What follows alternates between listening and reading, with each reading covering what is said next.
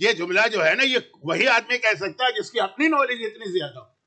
میں کیا بیٹھ کے فیصلہ کروں کہ 100 سال میں جو اتنے مراجع گزرے ان میں زیادہ بڑا کون ہے کم بڑا کون ہے. وہ نام لے رہا ہوں جو اتنا مشہور نہیں تھا لیکن اب چونکہ حال ہی میں ان کی موت ہوئی ہے, ڈیتھ ہوئی ہے, اس لیے اب بہت سے لوگ جان گئے.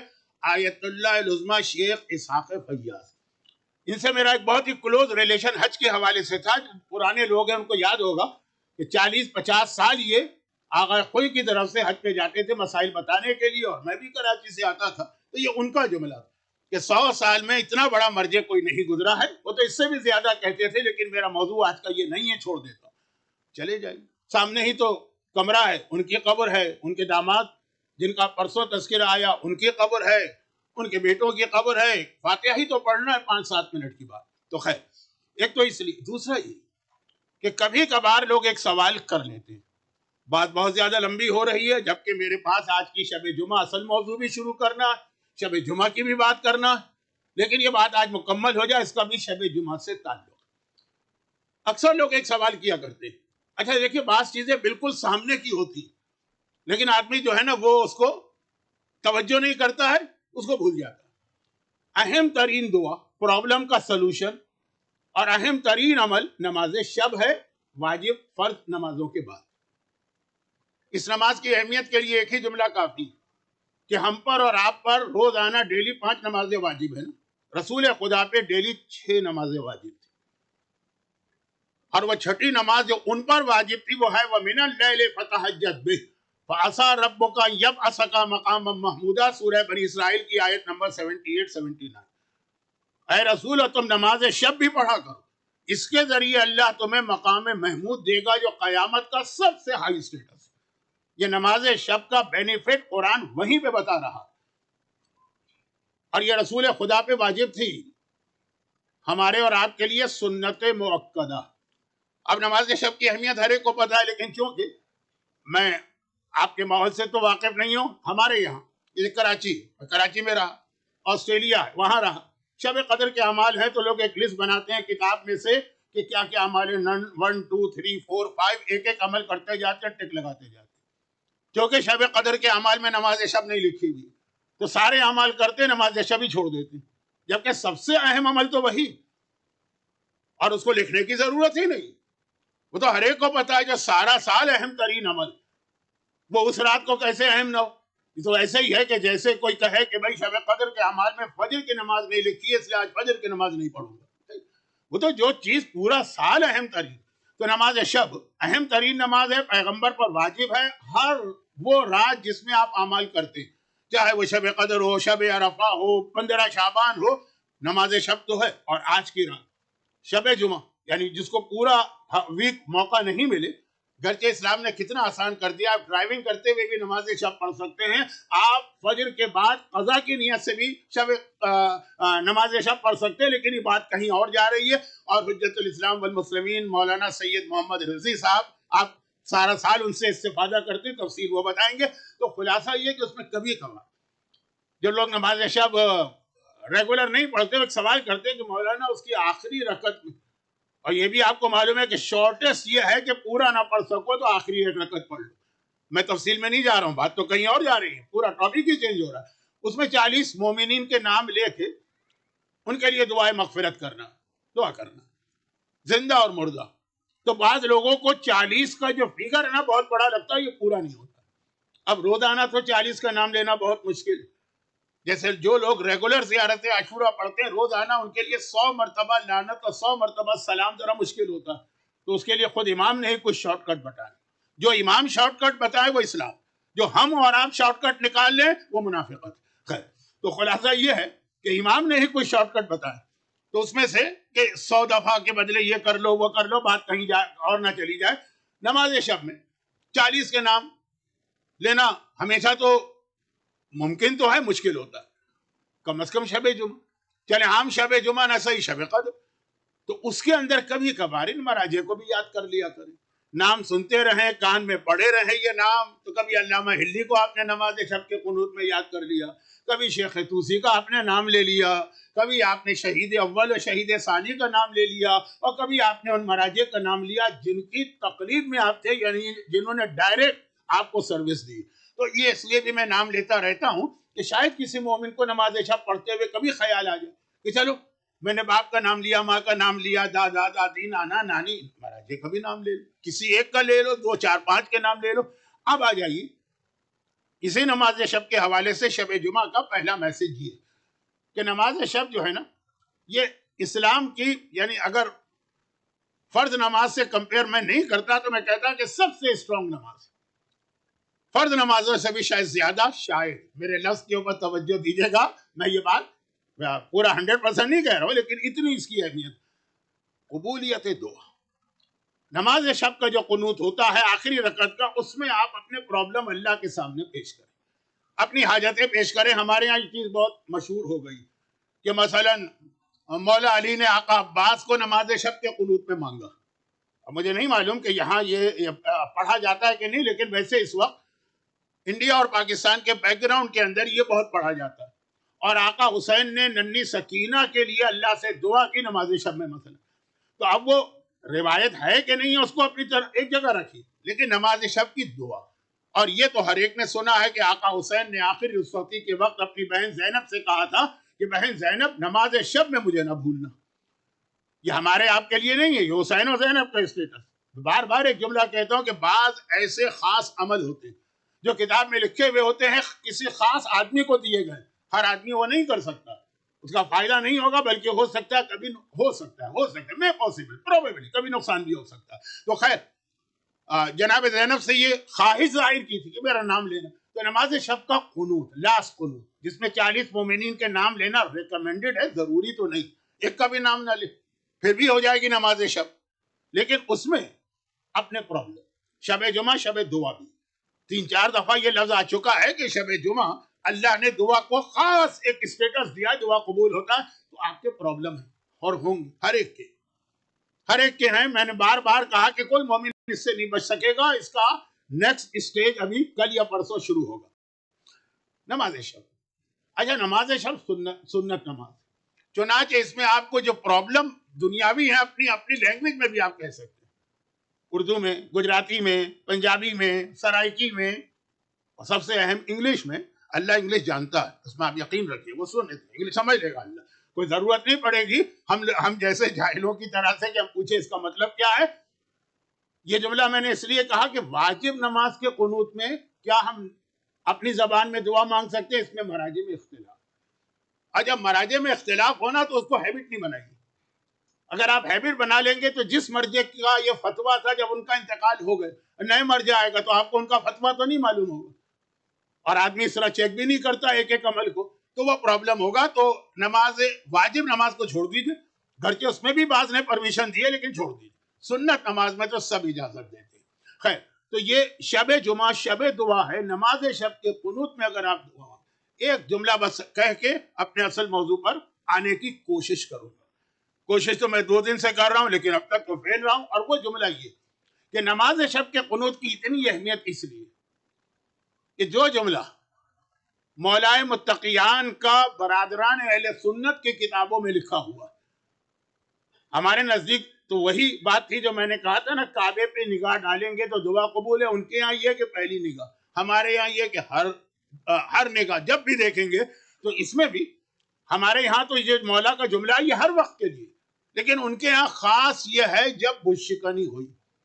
خانہ کعبہ میں 360 بت رکھے تھے, یہ ہر ایک کو معلوم. اس لیے کہ جب لوگ کسی علاقے والوں سے ناراض ہوتے ہیں نا, کسی شہر والوں سے, وہ کہتے ہیں وہ کعبے کے بت جو تھے نا وہ وہاں سے اٹھا کے اس جگہ پھینک دیا گیا. جس شہر سے آپ ناراض ہو جائیں, وہ کراچی والوں سے ناراض ہوگا, وہ کعبے کے بت تھے وہ سب کراچی میں پھینکے گئے. ممباسا والوں سے ناراض ہوں, بیلنس کر دوں نا پاکستان کو اور ایسٹ افریقہ کو, تو وہ سارے بت وہاں پھینکے گئے. تو اب یہ کعبے کے بت بہت مشہور ہے. اگرچہ یہ بھی لوگوں کو شاید اتنا نہیں معلوم کہ سارے بت خانہ کعبہ کے اندر نہیں تھے, کچھ اندر تھے اور کچھ باہر تھے. لیکن اس کی ضرورت کیا ہے اس جملے کی آج؟ تو خلاصہ یہ کہ پیغمبر نے جب مولا سے کہا کہ اے علی تم جھکو, میں تمہارے کندھوں پر کھڑے ہو کر یہ بت توڑنا چاہتا ہوں. یہ خاص بت تھا اور پیغمبر کی یہ خواہش بھی تھی. میں حج اور عمرے میں تو لوگوں کو بتاتا ہوں کہ رسول اللہ کی خواہش ہے پورا کر لی. وہ جو خاص ایک بت تھا, سارے بتوں میں سب سے بڑا ہبل, پیغمبر نے اسے خانہ کعبہ کے دروازے کے سامنے دفن کیا اور ایک جملہ کہا ہے کہ میری خواہش ہے کہ جب بھی کوئی اللہ کے گھر کی زیارت کرے تو پہلے اس کے اوپر سے گزرے، اس کو کچلے، اسے روندے، اسے پیروں تلے دبائے اور پھر خانہ خدا کی طرف آئے، پہلے اس بت کو، کیونکہ ہبل کو عرب کے لوگ اللہ کے برابر اسٹیٹس دیتے تھے۔ کیا مطلب؟ جنگ بدر، جنگ احد میں مسلمان کہتے تھے اللہ اکبر، وہ کافر یہ نہیں کہتے تھے کہ 360 بت اکبر، عزا اکبر، لات اکبر، منات اکبر، وہ کہتے تھے ہبل اکبر۔ تو بالکل اللہ کے برابر تمہارا نعرہ اللہ اکبر ہے، ہمارا نعرہ ہبل اکبر۔ پیغمبر نے کہا اسے تو خانہ کعبہ کے دروازے کے قریب اسے دفن کرو تاکہ ہر آنے والا یہاں سے گزرے۔ اب وہ دروازے بھی نہیں رہے، وہ جگہ بھی نہیں رہی، لیکن تاریخ میں لکھا ہے کہ وہ کہاں پہ تھا۔ تو خلاصہ یہ ہے کہ یہ والا بت سب سے اوپر، اس کو گرانا۔ مولا سے کہا جھکو، میں تمہارے کندھے پہ کھڑا ہو کے اس کو گراؤں گا، توڑوں گا۔ مولا جھکے، پیغمبر نے ابھی پورا ویٹ ڈالا بھی نہیں تھا، علی جو تھے فریاد کرنے لگے، یا رسول اللہ مجھ سے یہ ویٹ برداشت نہیں ہو رہا، یہ نبوت کا ویٹ ہے، یہ معرفت والا ویٹ ہے کہ علی نے کہا، خیبر کو فتح کرنے والا، خیبر کے دروازے کو ایک ہاتھ سے اکھاڑنے والا کہہ رہا ہے۔ نبوت کی عظمت کو سمجھیے، نبوت کی اہمیت کو سمجھیے۔ باقی انبیاء کی بات نہیں کر رہا، سب کا اسٹیٹس علی سے کم ہے، لیکن اللہ کا رسول۔ پیغمبر مسکرائے، کہا اچھا پھر تم میرے کندھوں پہ کھڑے ہو۔ تو پیغمبر جھکے، اب علی پیغمبر کے کندھوں پہ کھڑے ہوئے اور وہ توڑنے لگے۔ تو برادران اہل سنت کا ایک جملہ ان کی تقریباً ساری سیرت کی کتابوں میں، کہ اس وقت وہ رسول نے پوچھا اے علی تم کیا محسوس کر رہے؟ کہا کہ میں محسوس کر رہا ہوں کہ میں 7ویں آسمان سے آگے عرش الہی پہ پہنچ گیا ہوں، جو چیز چاہے وہاں سے اٹھا کے دنیا والوں کو دے سکتا ہوں۔ یہ ہمارا عقیدہ نہیں، ہمارا عقیدہ یہ ہے کہ پیغمبر کے کندھوں پہ نہ بھی کھڑے ہوں تب بھی علی جو ہے نا وہ ہر وقت عرش الہی پر ہیں اور وہاں سے جو چاہے لے کر ہمیں اور آپ کو عطا کر سکتے ہیں۔ تو اب یہ ان کا جملہ کہ وہاں، اچھا اب یہ تو معصوم اس دن یہ ارشاد فرما رہے ہیں، لیکن دونوں کو ایکول نہیں کر رہا ہوں، لیکن ہمیں اور آپ کو بھی پیغمبر نے ہی ایک جملہ جو آج کی میری مجلس کا اصل موضوع بھی بننے والا ہے، ہمیں اور آپ کو بھی پیغمبر نے ایک جملہ عطا کیا۔ جملہ تو غلط ہے، حدیث، ایک فضیلت۔ کیا کہا کہ جیسے علی دوش رسول پہ کھڑے ہو کر عرش الہی تک پہنچ چکے اور علی سے پہلے رسول خدا شب معراج عرش الہی پہ پہنچ کے آئے، وہاں تک پہنچ کے آئے نا، پیغمبر نے مومن سے کہا کہ تمہیں بھی یہ اسٹیٹس مل سکتا۔ بلکہ معراج کا واقعہ یہ آج میرا موضوع بننے والا ہے، اگرچہ اگر ٹائم میرے کنٹرول میں رہا، لیکن آج نہ صحیح تو کل بنے گا۔ معراج بہت اہم واقعہ ہے، میرے اصل جو ٹاپک ہے عقیدہ اور عمل، اس کے لیے بہت اہم ہے معراج، آسمان کی جانب پیغمبر کا جانا۔ تو اس میں یہ ہے کہ پیغمبر جب گئے تو پوری کائنات دیکھی انہوں نے، اگرچہ پیغمبر کی آنکھوں کے سامنے یہ کائنات بنی تھی، لیکن اس وقت مسلمانوں میں سے کوئی نہیں تھا۔ تو اب پیغمبر ان کو بتانا چاہتے ہیں میں کیا دیکھ کے آیا۔ تو پیغمبر گئے، پہلے دنیا کا دورہ کیا، پیغمبر سیدھا آسمان پہ نہیں گئے، پہلے دنیا کا دورہ کیے۔ آپ بھی زیارت پہ جاتے ہیں، مسجد کوفہ میں آج بھی وہ جگہ موجود ہے جہاں شب معراج پیغمبر نے اسٹے کیا تھا، کوفہ بھی آئے تھے۔ اور آپ حج اور عمرے پہ بھی جاتے ہیں، میرے خیال میں تو اس مجمع میں کوئی ایسا نہیں جس نے کم از کم عمرہ نہ کیا ہو۔ آپ مسجد شجرہ میں جا کے میقات پہن کے لبیک کہتے ہیں، اللہ کے رسول صفا معراج میں وہاں گئے تھے اور وہاں لبیک کہہ کے آسمانوں کی جانب گئے تھے۔ قم، تو یہ سارا، اور پھر آسمان، 7 آسمان، پہ جنت، پہ جہنم، پھر عرش الہی، پھر وہ آخری حد ہے کہ قرآن نے کہا فَكَانَ قَابَ قَوْسَيْنِ أَوْ أَدْنَىٰ، سمجھے 2 کمانوں کا فاصلہ رہ گیا، اور ادنا یہ اس سے بھی کم کا، وہاں تک پہنچے۔ اب پیغمبر آ کے یہ بتا رہے ہیں، اب پیغمبر آ کے پوری کیفیت بتا رہے ہیں، جن میں سے ایک روایت مجھے آج پڑھنا ہے ہر صورت میں، چاہے میں براہ راست اس کو کوئی کنیکٹ نہ کر سکوں اپنے موضوع سے، پڑھنا ضرور ہے، لیکن پہلے یہ جملہ پورا ہو۔ واپس آئے، پیغمبر نے سب کچھ بتایا، مسلمانوں نے بہت شوق سے سنا، ایک نئی بات تھی ان کے لیے۔ پیغمبر آنکھوں دیکھی بات کہہ رہے ہیں، کوئی خواب کی بات نہیں کر رہے۔ تو اب اس میں کسی مسلمان نے تڑپ کے کہا، جیسے میں اکثر بطور مثال ایک جملہ کہتا ہوں، دیکھیے ممبر حسینی کی برکت سے مجھے دنیا میں ایسی ایسی جگہ جانے کا موقع ملا کہ بہت سارے ملینر اور بلینر بھی اتنی جگہوں پہ نہیں جا سکتے، ورنہ میری تو کوئی حیثیت نہیں، لیکن یہ خدمت ہے آقا حسین کی، تو خدمت جن کی ہے وہ کریم ابن کریم ہے، دیتے ہیں اور بغیر حساب دیتے ہیں۔ تو پوری دنیا میں جاتا ہوں۔ اب جب میرے بچے چھوٹے چھوٹے تھے، میں واپس آ کے وہ خود پوچھتے تھے کہ بابا آپ جہاں کہاں گئے وہاں کیا تھا, کیا چیزیں تھی, ایک ایک چیز کو سنتے تھے بڑے شوق سے, چھوٹے بچے. اور اس وقت میڈیا بھی اتنا اسٹرانگ نہیں تھا کہ آپ ہر چیز پہلے سے خود دیکھ لیں. اور آخر میں ایک جملہ کہتے تھے کہ آپ سب جگہ گھوم کے آ گئے, ہمیں کیوں نہیں لے گئے. اب مثلا سوئٹزرلینڈ کی بات ہو رہی ہے, مثلا ڈزنی لینڈ کی میں بات کر رہا ہوں. ڈزنی لینڈ کی 70s کے اندر, جب پاکستان میں اکثر لوگوں نے نام بھی نہیں سنا تھا, لیکن میں تو 50 سال سے ممبر کی خدمت کر رہا ہوں, تو اب یہ بچے سنتے شوق کہ آپ چلے گئے, ہمیں نہیں آپ نے دکھایا, ہمیں نہیں لے گئے آپ. تو پھر کبھی وعدہ کرنا پڑتا ہے کہ ہاں موقع ملا, اللہ نے ایسے دی لے جائیں. اب پیغمبر نے یہ سارا سفر معراج بتایا, آسمان زمین, 7 آسمان, دنیا کا دورہ, اور پھر عرش الہی اور سدرۃ المنتہا, اور وہ جگہ جہاں جبرائیل رک گئے تھے. یا رسول اللہ آگے نہیں بڑھ سکتا, اگر آگے بڑھ گیا تو میرے پر جل جائیں گے, صرف یہ آپ جا سکتے ہیں. سب پیغمبر نے بتایا. اور موقع ملا تو کچھ باتیں اس میں سے بہت انٹرسٹنگ قسم کی آپ کے سامنے پیش کروں گا. لیکن جب یہ سب بتایا تو کسی مسلمان نے تڑپ کے کہا کہ یا رسول اللہ آپ یہ سب کر کے آ گئے, کیا ہمیں کبھی موقع مل سکتا ہے کہ ہم بھی یہ سب دیکھیں. پیغمبر نے کہا بہت آسان, بہت آسان. پیغمبر اپنی وہ عظمت بتا رہے, مقام محمود, وہ لاسٹ اسٹیج, ہائیسٹ, اس سے بڑا اور کوئی اسٹیج نہیں ہے, اس کے بعد پھر صرف اللہ. تو اب پیغمبر نے بتایا کہ تم بھی جا سکتے ہو وہاں پہ. کیسے یا رسول اللہ؟ کہ الصلاۃ معراج المومن, ہر نماز مومن کی معراج ہے. یعنی مومن ہر نماز میں اللہ کے اتنا قریب پہنچ جاتا ہے کہ جتنا شب معراج میں براق پہ بیٹھ کے اللہ کے قریب گیا تھا. تو یہ نماز اللہ کے اتنا قریب, اتنا قریب آپ کو کرتی ہے نماز قریب. جب آپ قریب پہنچ گئے تو اب اگر آپ کوئی چیز مانگیں گے تو فوراً مل جائے گی, آپ بالکل آمنے سامنے ہیں. ہاں, تو اسی لیے کہا کہ نماز کی ہر دعا. لیکن جیسا میں نے کہا کہ فرض نمازوں میں تو عربی میں دعا مانگے تو اپنے آپ کیا مسئلہ بنائیں گے. اب کیا بنائیں گے؟ اللہ سے عربی کا جملہ اگر آپ سے کہا جائے کہ جی وہ ایک خاتون کہے گی خدا بندہ میری بہو جو ہے نا بڑی منحوس ہے, کسی طرح اس سے مجھے نجات دلا دے. اب یہ کیسے اس کی عربی بنائے گی اور کس طرح سے اس کو, شاید گوگل کے ٹرانسلیٹر سے کام چلے, لیکن نماز میں کیا ٹرانسلیٹر لے کے آدمی کھڑا ہوگا. تو سنت نماز میں یہ پرابلم نہیں ہے, یہ پرابلم ہے جو دعا میں نے بتائی. حرام کام کی دعا کرنے سے تو بعض علماء کے نزدیک پوری نماز ہی غلط ہو جاتی ہے. خالی دعا غلط نہیں, نماز توڑ دی, دوبارہ پڑھی. لیکن میں کہیں اور جا رہا ہوں, یہ میری فیلڈ نہیں ہے, یہ حجت الاسلام مولانا رضوی صاحب کی فیلڈ ہے. تو خلاصہ یہ کہ سنت نماز کے اندر آپ ہر دعا مانگ سکتے ہیں. اور کہاں مانگ رہے ہیں؟ جب اللہ کے سامنے, بالکل ہینڈ شیکنگ ڈسٹینس ہے, بالکل آپ وہاں پہنچے ہوئے. تو یہ نماز شب اس میں سب سے اہم, فرض نماز کے بعد. تو یہ شب جمعہ پرابلم, مسائل, خاص طور پہ جو ڈومیسٹک پرابلم آج کل ہو رہے ہیں, اور خاص طور پہ جو ہماری کمیونٹی کے اندر طلاق کا ریشو اتنا بڑھ گیا. لیکن میں ادھر ایک جملے کے بعد آنا نہیں چاہتا ہوں, آگے آؤں گا, اس لیے کہ آگے پھر علی کی بہوؤں کے مصائب آنے والے ہیں, چاہے وہ لیلا کا تذکرہ ہو, چاہے وہ فروا کا تذکرہ ہو, چاہے وہ رباب کا تذکرہ ہو. تھوڑی بات ہوگی. ابھی خلاصہ یہ کہ شب جمعہ شب دعا, اور اس میں آپ نماز شب کے اندر پھر وہ مراجع کی دعا سے بات شروع ہوئی تھی اور آپ کے اپنے پرسنل پرابلم تک پہنچ گئی. اور پھر ایک بات کا خاص خیال رکھیے کہ شب جمعہ عذاب قبر سے حفاظت کی رات بھی, یہ بہت اہم مسئلہ.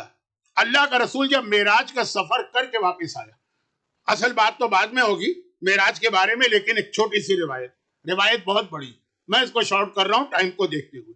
اللہ کا رسول جب معراج کا سفر کر کے آئے اور یہ ساری باتیں بتائیں تو مسلمانوں نے تو بالکل آنکھیں بند کر کے یقین کیا جو رسول کہہ رہے ہیں صحیح کہہ رہے ہیں.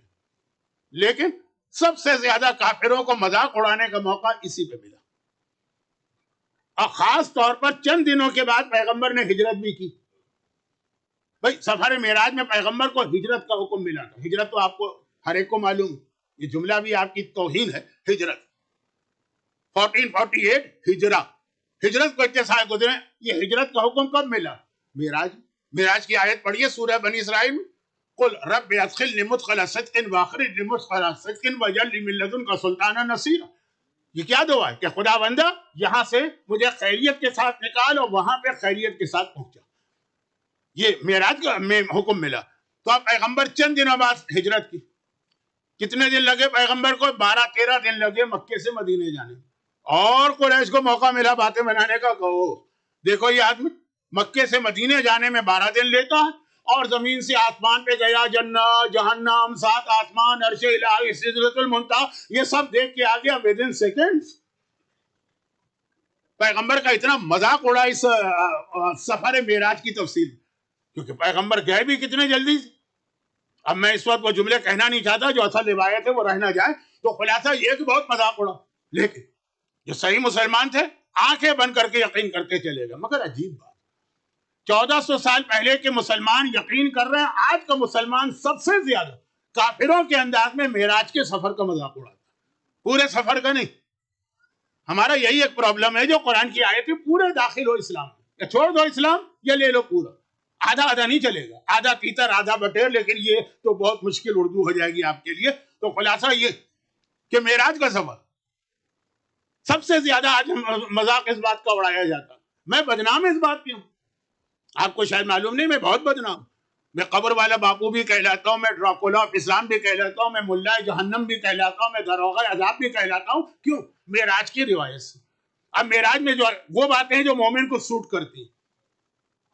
معراج میں پیغام ملا کہ اے رسول، تیرے چاہنے والے ولایت علی کو مانے تو ان کے اتنے گناہ میں معاف کروں گا. روایت میں کل یا پرسوں پڑھوں گا، یہ سوٹ کرتی. لیکن جب یہ جملہ آتا کہ اللہ کے رسول نے کہا جیسے ہی میرا سفر اسٹارٹ ہوا آسمانوں میں، زمین پہ نہیں، زمین میں پیغمبر تھے کہاں گئے؟ مکے سے مدینے گئے، مدینے سے کوفے گئے، کوفے سے کوہ طور گئے، کوہ طور سے بیت المقدس گئے، بیت المقدس سے قم آئے، قم سے آسمان پہ گئے. اب جیسے داخل ہوئے، پیغمبر نے کہا جیسے ہی میں انٹر ہوا میں نے ایک عجیب منظر دیکھا. میں نے دیکھا کہ کچھ ایسے لوگ ہیں جن کو زمین پہ لٹایا گیا ہے، اور پورے پورے پہاڑ، بڑے بڑے پتھر، بڑے بڑے اسٹون راکس وہ ان کے سروں پہ پھینکے جا رہے ہیں، اور ان کا سر ٹوٹ رہا ہے. یہ اسکل آدمی کا، یہ ہڈیاں ٹوٹ رہی ہیں، اور ٹوٹنے کے نتیجے میں جو دماغ ہے، جو مغز ہے، وہ بہ رہا ہے، اور آدمی تکلیف سے چیخ رہا.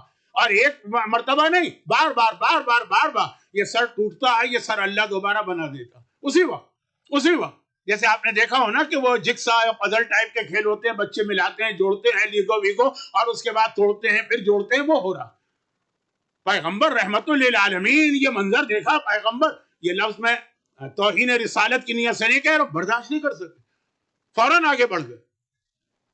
آج بھی آپ کو کتنے لوگ ایسے ملیں گے کہ اگر ان کے سامنے کسی جانور کا گلا کاٹا جا رہا ہو تو یہ منظر دیکھ نہیں سکتے، وہ آنکھیں پھیر کے آگے بڑھ جاتے. وہاں انسان، جیتے جاگتے انسان فریاد کر رہے ہیں، چیخ رہے ہیں. اب پیغمبر ذرا آگے بڑھے تو دیکھا کہ کچھ لوگ زمین پہ لیٹے، لیکن پہلے والے آدمی بالکل سیدھے فلیٹ لٹائے گئے تھے، یہ اپنے سائڈ کے اوپر، اور سائڈ چینج ہو رہی ہے، کبھی رائٹ کبھی لیفٹ، کبھی رائٹ کبھی لیفٹ.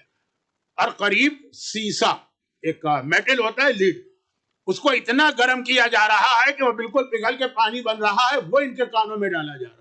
ایک قطرہ اتنا گرم انسان کے کان میں جائے انسان چیخ اٹھتا. اور یہاں مسلسل پہلے رائٹ پھر لیفٹ پھر رائٹ پھر لیفٹ، اور وہ فریاد کر رہے ہیں. اور کس طرح کی فریاد کر رہے ہیں، وہ جملے بھی ہیں، لیکن چونکہ وقت میرے پاس ختم ہو رہا.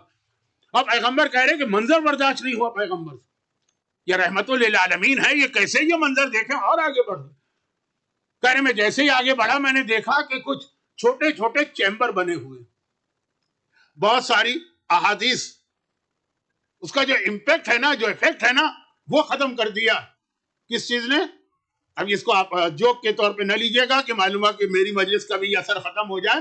ہالی ووڈ کی فلموں نے اس ٹائپ کے ہارر مووی بنائی گئی نا، یا وہ بچوں کے اوپر اثر بھی نہیں ہوتا. لیکن پیغمبر کی یہ حدیث ہے کہ دیکھا میں نے کہ کچھ چھوٹے چھوٹے چیمبر ہیں، لیکن یہ پورے آگ کے بنے ہوئے، اور ان چیمبرز کے اندر کچھ مردوں اور عورتوں کو جلایا جا رہا ہے، ہر ایک کے لیے الگ، ہر ایک کے لیے الگ.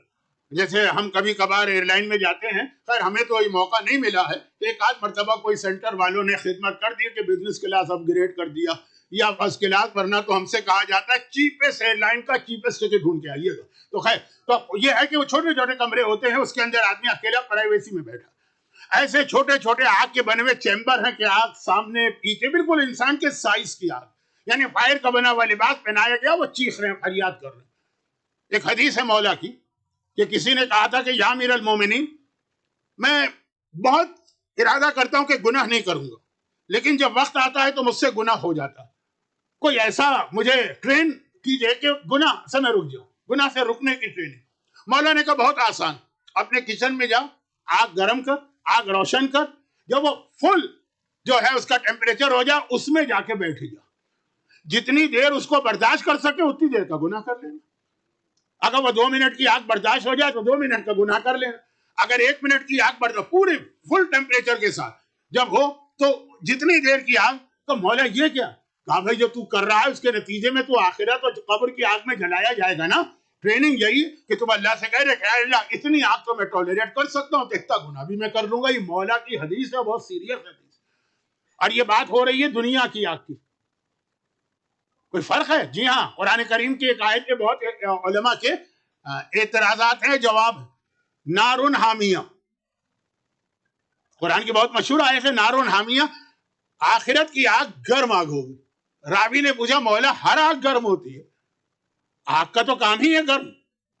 نہیں، امام نے کہا کہ جب تم اس آگ کو دنیا کی آگ سے کمپیئر کرو گے تو تمہیں تو لگے گا دنیا کی آگ آگ ہی نہیں ہے، تو ٹھنڈک ہے، تو برف ہے، وہ اتنی زیادہ آگ ہے. یہ دنیا کی آگ برداشت نہیں ہو رہی ہے کہ آخرت کی آگ مولا فرما رہے. اور یہی چوتھے امام کی ایک حدیث ہے جو میں اس عشرے میں تو نہیں پڑھ پاؤں گا، کسی مجلس میں گھر میں پڑھ دوں گا. تو خلاصہ یہ کہ پیغمبر کہہ رہے ہیں آگ میں جلایا جا رہا ہے پورا لباس پہنا کر. اور اس کے بعد پیغمبر نے یہ 3 نہیں 23 ڈیفرنٹ سینز دیکھے سفر معراج کی بگننگ میں، بالکل پہلے آسمان سے انٹر ہوئے بٹوین فرسٹ اینڈ سیکنڈ آسمان. اور پیغمبر روتے بھی جا رہے ہیں، جب یہ ریپیٹ کر رہے ہیں روتے بھی جا رہے ہیں. بلکہ ایک حدیث تو لیڈیز مجلس میں بہت پڑھی جاتی ہے اور مردوں میں بھی پڑھی جاتی تھی، میں تو بہت پڑھ چکا ہوں لیکن اب چھوڑ دی. 11 عورتوں کا عذاب پیغمبر نے بتایا جو معراج کی رات پیغمبر نے خود آنکھوں سے دیکھا. کس کو بتایا؟ مولا کو، شہزادی کو، داماد اور بیٹی کو بٹھا کے بتایا. اس میں یہ ہے کہ آخر میں خود مولا اور شہزادی بھی باپ کے ساتھ رونے لگی اس انداز سے.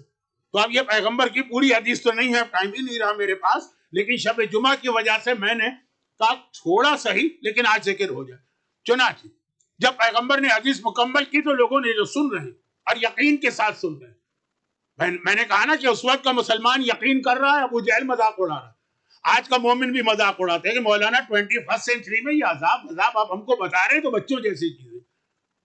سیم وہی ہمارا اس وقت ریئیکشن ہوتا ہے جو ابو جہل اور ابو لہب کا تھا، وہ نہیں ہوتا ہے جو مولا کائنات اور دیگر سلمان جیسے صحابیوں کا تھا. سلمان اس وقت تک اسلام میں نہیں آئے تھے، اس لیے میں نے کہا سلمان جیسے. یا رسول اللہ یہ کیوں؟ کہا وہ پہلا گروپ جو ہے یہ وہ لوگ ہیں جو اپنی باقی 4 نمازیں ریگولر پڑھتے ہیں، فجر کی نماز قضا کر دیتے ہیں. صبح کا وقت ہوتا ہے، خاص طور پر ویسٹ کے کچھ ممالک تو ایسے ہیں کہ جہاں لوگوں کو اللہ سے کمپلین کہ بڑا آکورڈ ٹائم فجر کا رکھا ہے، تو کبھی تو اتنا لیٹ ہو جاتا ہے کہ آفس میں دیر ہوتی ہے، کبھی اتنا جلدی ہوتا ہے کہ رات کی نیند چھوڑنا پڑتی ہے فجر میں. مذاق اڑاؤ یہاں اور نمازوں کی اہمیت کم کرتے رہو، لیکن ایک دن مر کے تو جانا ہے نا وہاں پہ. اور پیغمبر آنکھوں سے دیکھ کے آئے ہیں اور کہا وہ لوگ کہ جن کے دونوں کانوں کو پگھلے ہوئے سیسے سے جلایا جا رہا تھا، یہ وہ لوگ ہیں جو دنیا میں غنا کے، گانے کے اتنے شوقین تھے کہ صبح شام گانے سنا کرتے تھے. پیغمبر آنکھوں کی دیکھی بات بتا رہے. پیغمبر کی آنکھ پہ کون یقین نہ کرے؟ ابو جہل نہیں کرے گا، ابو جہل جیسی مینٹیلٹی رکھنے والے نہیں کریں گے. اور وہ جو تیسرا گروپ تھا یہ وہ عورتیں تھیں جو اپنا جسم نامحرم سے نہیں چھپاتی. اب یہ مجمع ایک طرح سے رو رہا، پیغمبر کا جملہ، پیغمبر کی زبان، اثر، پیغمبر کی تاثیر، لیکن ایک دم لوگ رکے.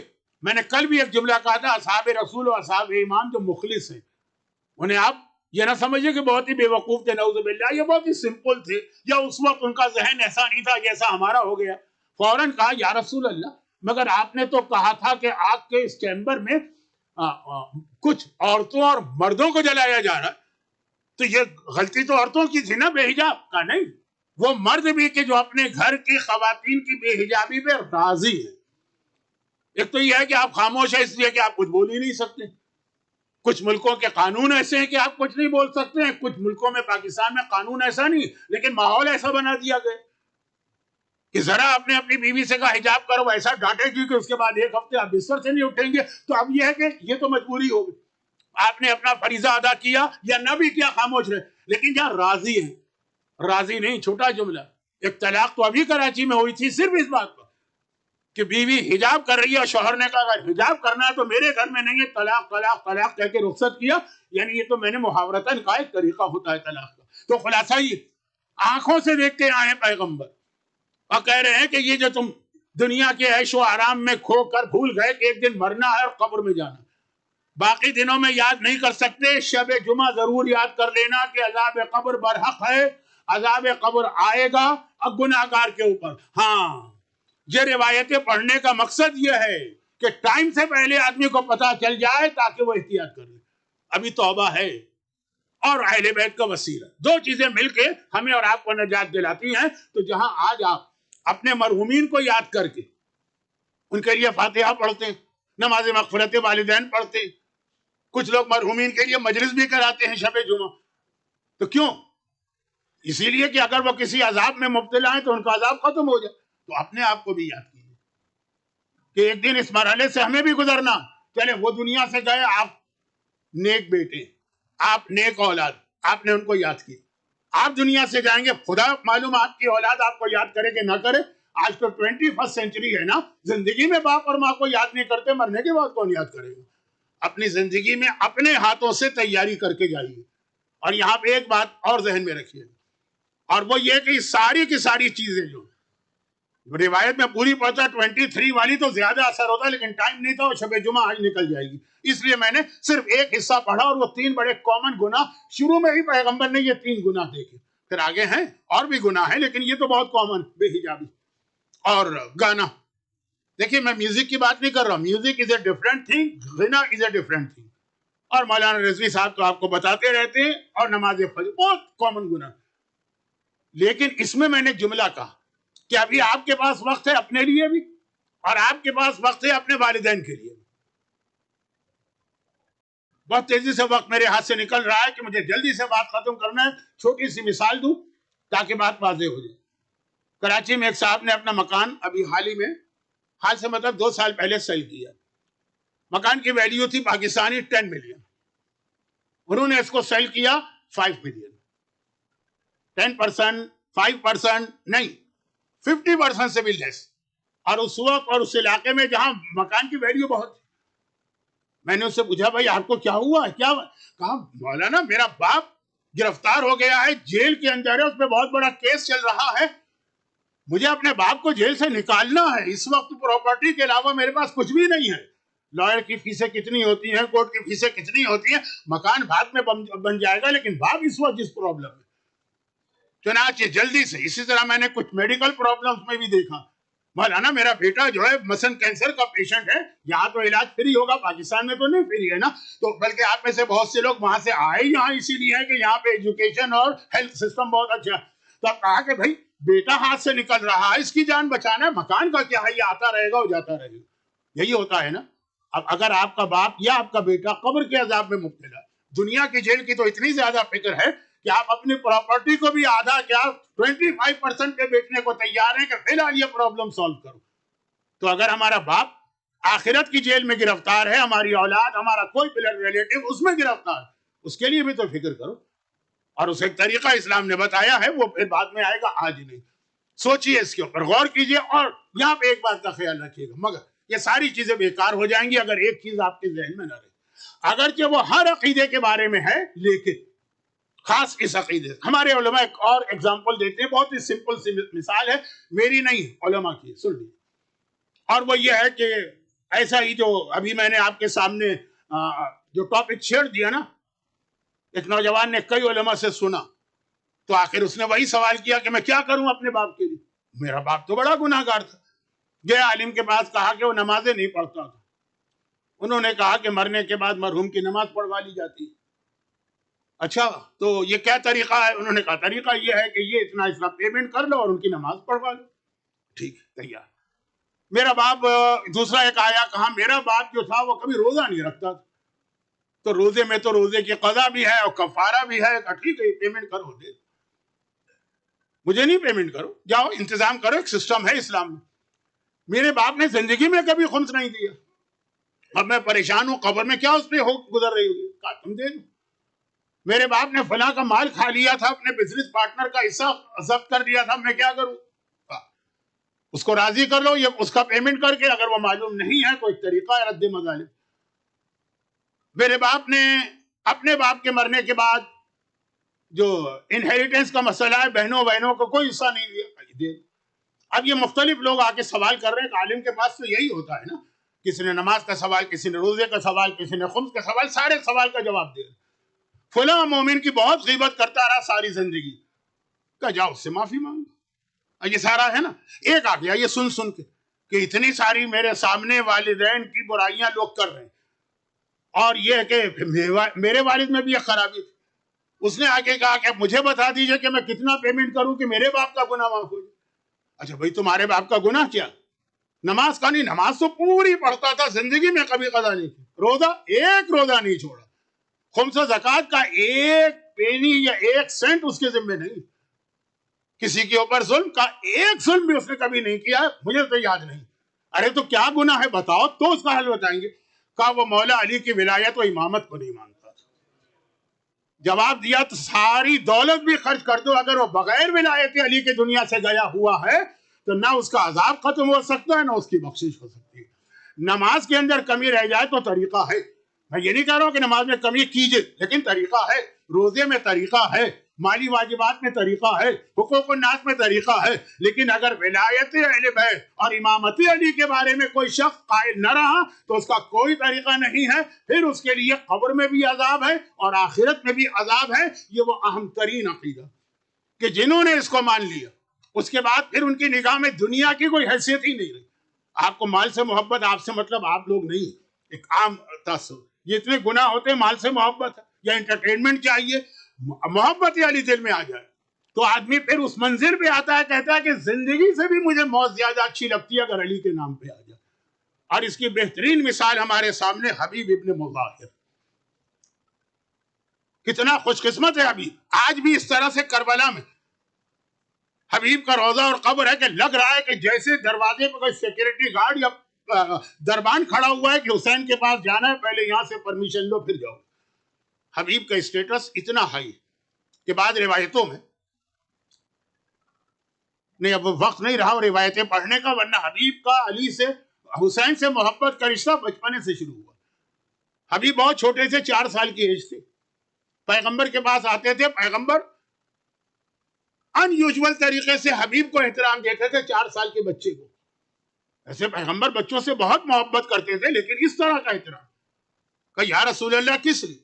کہا میں نے اس کو دیکھا ہے جب یہ مدینے کی گلیوں میں کہیں جا رہا اور آگے میرا حسین چل رہا, حسین کی بھی وہی ایج, تو یہ جہاں سے حسین گزرتے ہیں یہ حسین کے پیروں کی مٹی اٹھا کے اپنے سر پہ ڈالتا. جو میرے حسین کا اتنا احترام کرے گا میں اس کا احترام کروں. یہ حبیب کی وہاں سے جو محبت کا سلسلہ شروع ہوا.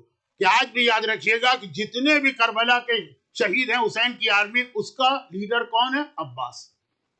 لیکن جتنے اصحاب امام ہیں ان کا لیڈر حبیب ابن مظاہر کو بنایا گیا.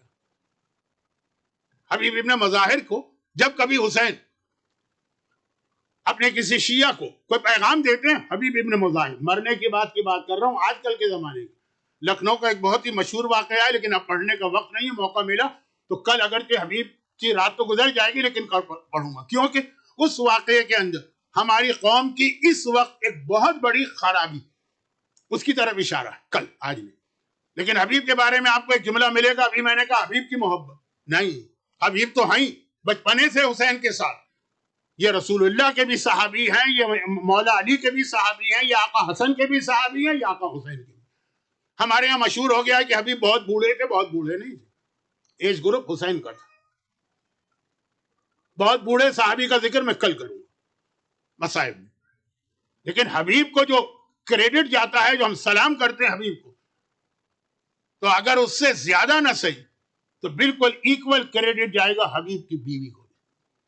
زوجہ حبیب تاریخ کربلا کا ایک انتہائی اہم کیریکٹر. وہ جو میں نے پہلے دن روایت پڑھی تھی کہ شہزادی نے کوفے میں ان کا یاد کیا, وہ بہت بات کی روایت. اصل روایت تو یہی ہے نا کہ حسین کربلا پہنچ گئے اور ہر تھوڑی دیر کے بعد کوئی نہ کوئی فوج چلی آ رہی ہے. زینب تو خیمے کے اندر ہے نا, تو ان کو چلیے معلوم کون آیا. فضا کو بھیجتے ہیں, فضا جاؤ دیکھ کر آؤ کون آیا. فضا دیکھ کے آتی ہیں اور جو نام لیتی ہیں زینب کا کلیجہ ٹکڑے ٹکڑے ہوتا. کہتی ہیں شہزادی عمر سعد آیا, شہزادی خولی اپنی فوج لے کے آیا, شہزادی شمر اپنی فوج لے کے آیا, شہزادی ہرملا اپنا دستہ لے کے آیا. یہ سارے نام زینب کو پتا ہے. آقا علی نے بہت پہلے سے زینب کو کربلا کی تفصیل بتا دی. ایک مرتبہ زینب نے بڑی حسرت کے ساتھ کہا کہ میرے بھائی کے خون کے پیاسے تو آ رہے ہیں, کیا کوئی ایسا نہیں ہے جو میرے بھائی کو محبت کرنے والا؟ جاؤ ذرا بھیا کو بلاؤ. حسین آئے, زینب کیا بات ہے؟ کہا بھیا یہ پوری دنیا میں کوئی نہیں ہے جو تیرا مددگار بنے اور تیری مدد کے لیے. حسین کا جملہ تھا کہ بہن زینب کوئی اور یہ بات کہتا تو میں تفصیل بتاتا, تمہیں کیا بتاؤں؟ تم نے تو نانا کو دیکھا, نانا دنیا سے گئے, کسی نے ساتھ دیا. اماں کو دیکھا ہے پہلو پہ کوڑا پڑا, کسی نے ساتھ دیا. بابا علی کو دیکھا, کسی نے ساتھ دیا. بھیا حسن کو دیکھا جنازے میں تیر لگے, کسی نے ساتھ دیا. نہ اس سے پہلے کوئی ساتھ دینے والا تھا, نہ آج کوئی ساتھ دینے والا. بس ایک مرتبہ زینب کہتی ہے, بڑے دیکھیں کتنا ٹرسٹ ہے زینب کو, کہتی ہے بھیا لیکن اس دنیا میں ایک ایسا ہے کہ اگر تو اسے بلائے گا ہو ہی نہیں سکتا, ہو تیری مدد کو نہ آئے, تیرے بچپنے کا دوست حبیب ابن مظاہر. اللہ کتنا بڑا رتبہ ہے حبیب کا. زینب نے یاد کیا, اور روایت جو بصائب کے اختتام پہ وہ جملہ جو آپ سنیں گے دوبارہ بار بار سنتے ہیں, وہ اسی سے ریلیٹڈ. حسین نے خط بھیجا, وہاں دوپہر کا وقت ہے, کوفے میں حبیب اپنے گھر میں بیٹھے کھانا کھا رہے, بیوی دسترخوان پہ ساتھ. ایک مرتبہ بیوی کے گلے میں لقمہ اٹکا. عربوں میں یہ خیال تھا کہ جب گلے میں لقمہ اٹکتا ہے تو کوئی آپ کو یاد کر رہا. زوجہ حبیب نے گھبرا کے کہا حبیب ایسا لگ رہا ہے کوئی ہمیں یاد کر رہا. اور اسی وقت دروازے پہ نوکنگ ہوئی. حبیب نے پوچھا کون ہے؟ آواز آئی انا برید الحسین, میں حسین کا قاصد و میسنجر. یہ سننا تھا, حبیب دوڑ کے چلے, زوجہ حبیب پردے کے پیچھے چلی گئی. دروازہ کھولا, حسین کا قاصد نظر آیا. حبیب پیروں پہ گر پڑے, پہلے تو پیروں کو بوسہ دیا, یہ وہ پیر ہیں جو میرے آقا کی بارگاہ سے میرے لیے آئے ہیں. اور پھر کہا کیوں آئے؟ خط دیا. حسین نے خط میں لکھا تھا کہ حبیب میں کربلا میں آ گیا ہوں, میری مدد کے لیے آؤ. حبیب نے کہا اچھا تم جاؤ, میں اس کا جواب بعد میں بھجواؤں گا. چلا ادھر زوجہ حبیب پردے کے پیچھے بے چینی سے ٹہل رہی ہے, میرے مولا کا قاصد آیا, کیا پیغام لایا. جیسے ہی وہ گیا, زوجہ حبیب پردے کے پیچھے سے تڑپ کے آئی. یہ میں کتاب کا جملہ پڑھ رہا ہوں, کوئی خطابت کا جملہ نہیں, اگلا جملہ. ایک مرتبہ کہا حبیب یہ کیوں آیا, میرے مولا کا قاصد کیوں آیا. اب کوفے کے حالات اتنے خراب ہیں کہ شوہر کو بیوی پر, بیوی کو شوہر پر, باپ کو بیٹوں پہ, بیٹے کو باپ پہ بھروسہ نہیں, گورنمنٹ کا اسپائی نہ ہو. تو حبیب نے کہا کہ میرے آقا نے لکھا ہے وہ کربلا آ گئے ہیں اور مجھے بلایا. زوجہ حبیب نے تڑپ کے کہا تو تمہارا کیا جواب؟ اب حبیب کو امتحان لینا تھا نا بیوی کا. کہا بھی میں سوچ رہا ہوں کہ کیا جواب دو. یہ جملہ ہے کتاب کے اندر. زوجہ حبیب نے سنا, ہاتھوں میں جو عورتیں چوڑیاں یا کنگن پہنتی ہیں وہ اتار کے سامنے پھینکے. کہا حبیب یہ زیور تو پہن لے اور اپنی تلوار مجھے دے, میں جاؤں گی فاطمہ کے لال کی مدد کے لیے. اللہ یہ دن بھی آنا ہے, زوجہ حبیب کہہ رہی, یہ دن بھی آنا ہے کہ میرا آقا میرے شوہر کو بلائے اور وہ کہے کہ ابھی میں سوچ رہا ہوں. حبیب نے کہا کہ مجھے تو صرف تیرا خیال ہے, میرے بعد کیا ہوگا. کہا میرا خیال نہ کر, میں مٹی کھا کے گزارا کر لوں گی, مگر اس گھر میں نہیں رہ سکتی جہاں میرا شوہر حسین کی مدد کو نہ جائے. حبیب نے کہا تو نے تو میرا مسئلہ حل کر دیا ہے. حبیب چلنے کی تیاری کر رہے ہیں, زوجہ حبیب نے حبیب کا کرتا پکڑ لیا. کہا مگر ایک وعدہ کر, جب آقا کی بارگاہ میں جائے گا پہلا سلام میرا دے گا, پھر اپنا سلام دے گا. یہ ہیں کربلا کی خواتین اور یہ ہے ان کا رول. حبیب کسی طرح کربلا آ گئے. آخری جملے, حبیب کربلا آ گئے, پہلی بار کوئی حسین کی فوج کو جوائن کر رہا. اللہ اکبر کے نعرے لگے, خوشی کے نعرے لگے, یہ آوازیں خیموں میں بھی گئی. زینب نے کہا فضہ دیکھ کے آنا, یہ پہلی مرتبہ میں یہ نعرے سن رہی ہوں, میرے بھیا کے لشکر میں اتنی خوشی. فضہ جاتی ہیں اور کہتی ہیں شہزادی میرے آقا کے بچپنے کا دوست حبیب ابن مظاہر آیا. زینب نے کہا اچھا حبیب آ گئے, ذرا جا کے ان کو بلا کے تو لانا. حبیب کو شہزادی کا پیغام ملا. حبیب خیمے کے قریب آئے, خیمے کے اندر زینب ہے, خیمے کے باہر حبیب ہے, بیچ میں پردہ پڑا ہے, پردے کے ساتھ حسین کھڑے. اور کہا زینب مبارک ہو, میرے بچپنے کا دوست حبیب آ گیا. وہ اتنا سننا تھا. زینب نے کہا حبیب فاطمہ کی بیٹی تمہیں سلام کہتی. حبیب برداشت نہ کر سکے, غش کھا کے گر پڑے. شہزادی آج یہ دن آ گیا مصیبت کا کہ شہزادیاں ہم جیسے غلاموں کو سلام بھجوا رہی. اور پھر عاشور کا دن آیا. بہت مختصر بات, ظہر کی نماز کا وقت آ گیا. ابو سمامہ نے آسمان کو دیکھا اور کہا فرزند رسول ایک نماز اور آپ کے پیچھے پڑھنے کو دل چاہتا ہے. ابو سمامہ نام یاد رکھی. حسین نے آسمان کو دیکھا, ہاں ظہر کا وقت آ گیا. پہلے تو ہاتھ اٹھا کے دعا دی, یہ دعا آپ اپنے لیے چاہتے ہیں, حسین نے کیا کہا؟ جعلک اللہ من المصلین، ابو ثمامہ اللہ قیامت کے دن تمہیں نمازیوں کے ساتھ اٹھائے۔ کس بہترین عبادت کو یاد کیا حبیب؟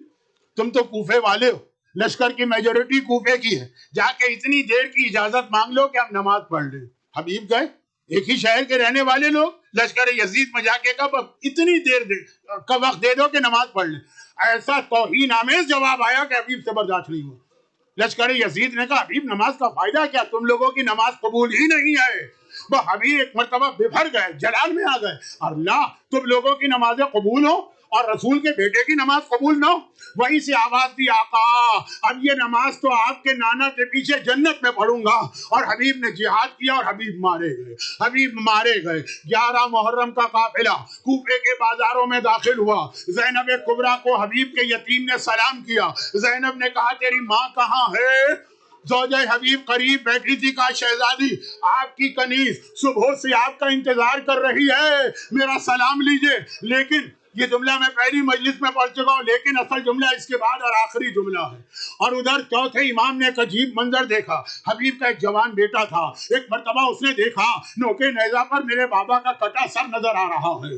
بس ایک بار وہ غصے کے عالم میں آگے بڑھا، اپنے باپ کے قاتل کو قتل کیا، سر کو چھینا، وہاں سے چلا اور ایک عجیب جملہ کہہ کے چلا، بس یہ جملہ قیامت ہے قیامت۔ ایک مرتبہ کہا جن کے وارث و بیٹے زندہ ہوں ان کے سروں کو کوئی نوکے نیزہ پہ بلند نہیں کر سکتا۔ ارے صاحبان ایمان، جب مولا سجاد نے یہ جملہ سنا ہوگا جس کا وارث زندہ ہو، جس کا بیٹا زندہ ہو، کیا قیامت دل میں گزری ہو۔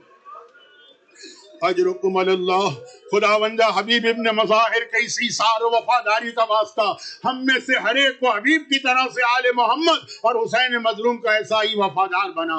صاحبان ایمان کے اس ذریعے کا واسطہ انہیں دنیا اور آخرت کی ہر مصیبت و پریشانی سے محفوظ فرما۔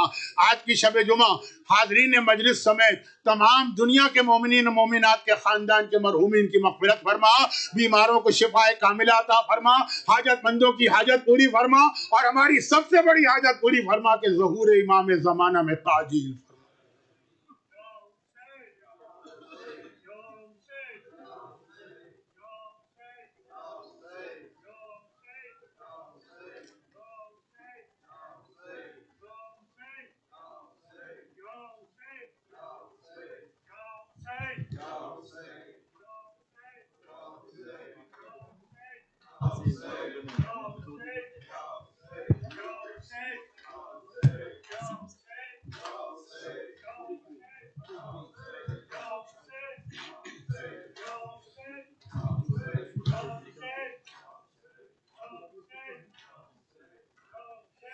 یا حسین یا حسین یا حسین یا حسین یا حسین یا حسین یا حسین یا حسین، محفوظ قافلہ ہے عباس جو زندہ ہے، محفوظ قافلہ ہے عباس جو زندہ ہے، محفوظ قافلہ ہے عباس جو زندہ ہے، محفوظ قافلہ جو زندہ ہے۔ ابھی دور کربلا ہے، ابھی دور کربلا ہے، ابھی دور کربلا ہے عباس جو زندہ ہے، محفوظ ہے عباس جو زندہ ہے، محفوظ جو زندہ ہے۔ اس نوری کارواں میں نوری اماریا ہے، نوری اماریوں میں نوری سواریا ہے، نوری سواریا ہے، سر پر علم کھلا ہے عباس جو زندہ ہے، ابھی دور کربلا ہے ابھی دور کربلا ہے، ابھی دور کربلا ہے، عباس جو زندہ ہے محفوظ